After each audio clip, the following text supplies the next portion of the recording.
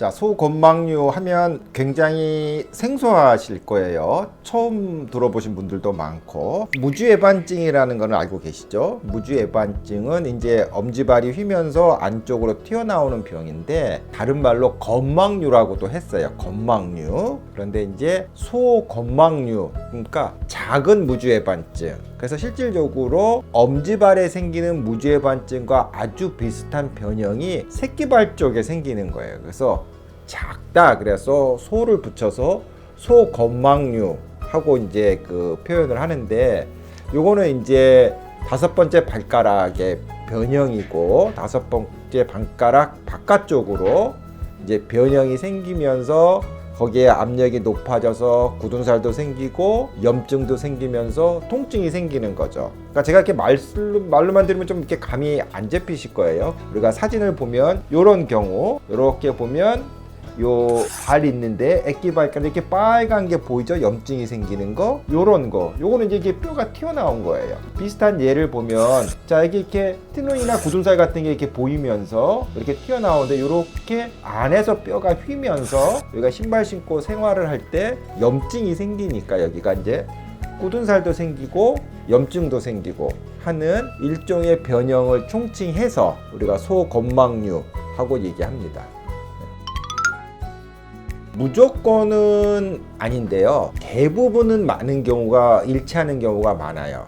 5번째 발가락에 있는 변형으로 그 염증이 생기는 부위가 뼈가 튀어나오는 거거든요. 뼈가 튀어나오니까 거기에 압력이 높아지면서 피부가 두꺼워져요. 굳은살이 생기고 또 염증도 생기고, 어떤 분은 그냥 염증이 먼저 생기는 경우도 있고, 굳은살은 압력이 높은 부분에 항상 생기기 때문에 거기에 꼭 뼈가 튀어나온 소건망류 말고 무슨 혹이 생겼다라든가 다른 어떤 염증이 생겼거나 다른 변형에 의해서도 올 수는 있죠.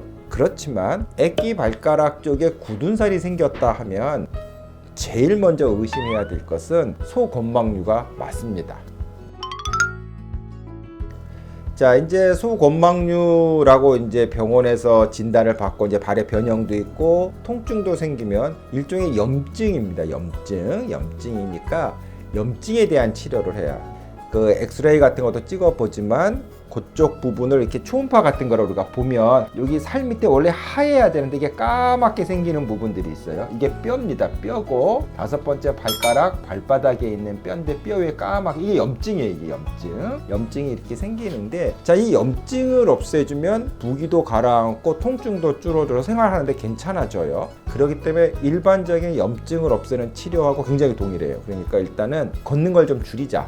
그리고 두 번째는 신발도 되게 중요한데 마찰을 줄여야 염증이 줄기 때문에 약간 쿠션이 좋고 볼이 넓은 신발을 신는 게 대단히 중요합니다. 증상이 심한 경우는 이제 냉찜질하는 거, 그다음에 소염제 약을 먹는다든가 이런 것도 상당히 도움이 되고, 또 보조기 같은 거를 써서, 그러니까 이제 예를 들어서 우리가 보면 이런 실리콘 같은 거 이렇게 보면 이렇게 이제 발가락 안에 넣어서 이렇게 있으면 이게 애기 발가락을 커버하면서 이렇게 마찰을 줄여주죠. 이런 보조기, 이런 다양한 방법을 써서 우리가 염증을 가라앉히는 치료를 시행을 합니다. 염증이 충분히 가라앉고 나면 그 다음에 이제 신발 신는 습관을 잘 들여서 이렇게 마찰이 별로 없는 볼이 넓고 쿠션이 좋은 신발을 신고 생활을 하면 의외로 지속적으로 괜찮은 경우가 많이 있습니다. 먼저 이제 와서 염증에 대한 치료를 한다고 말씀을 드렸잖아요. 그렇게 해도 계속 아픈 분들이 있어요.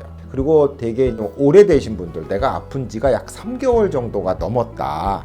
그리고 점점 더 아파지고 또 아픈 부위에 굳은살도 있고 또 변형이 확실한 경우. 자, 정리하면 오래되고 1번, 두 번째는 변형이 확실하고, 세 번째 굳은살이 있고, 네 번째 점점 심해지는 경우. 이런 경우에는 수술을 하는 게 옳습니다. 그런데 일반적으로 소건망류가 수술하는 경우가 안 하는 경우보다 실은 더 많습니다. 왜냐하면 기본적인 변형이 왔는데 이거 시간이 점점 더 진행하는 경향이 있고 좀 더 심해지는 경향이 많이 있기 때문에 오히려 그냥 일반적인 치료만으로 좋아지는 경우보다 수술하는 경우가 되게 많고, 근데 다행인 것은 수술을 하고 나서 그 결과가 상당히 좋습니다. 그리고 수술도 어렵거나 복잡한 게 아니고요. 자, 그러면 그 수술을 하는 경우에 예를 좀 보여드리면, 요 경우는 이렇게 뼈를 보면 액기발 쪽에 뼈가 튀어나온 게 보이죠. 되게 이제 무지화반증도 있고 이런 소건망류도 있는 그런 경우인데, 이렇게 뼈가 튀어나왔기 때문에 튀어나온 뼈를 안 튀어나오게 안으로 집어넣게 해주는 게 되게 중요해요. 이게 마찰이 줄어들게 되면 영구적으로 괜찮아지는 거죠. 그래서 모든 소건망류가 수술하는 건 아니나 많은 경우 수술하는 경우가 많고, 다행히 수술이 복잡하거나 어렵거나 위험하지 않고, 또한 그 결과도 대단히 좋습니다.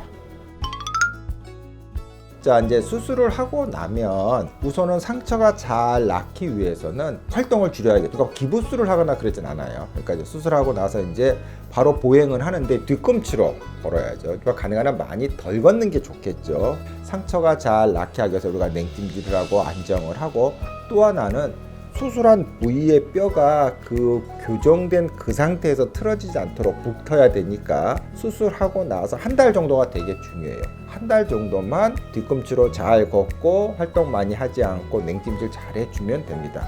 그리고 그 이후에 뼈가 잘 붙으면 그 다음에는 이제 일반 신발도 신고 정상적인 생활을 하나, 그 신발 습관, 특히 약간 볼이 높고 쿠션이 좋은 신발, 그거는 꼭 소건망류에만 해당되는 게 아니라 모든 분들에게 다 해당된다고 볼 수 있어요. 그러니까 그 볼이 좀 넓고 여유 있는 쿠션이 좋은 신발을 지속적으로 착용해 준다면 수술 후에도 결과가 되게 좋고, 또한 재발을 방지하는 효과도 있을 거라고 생각합니다.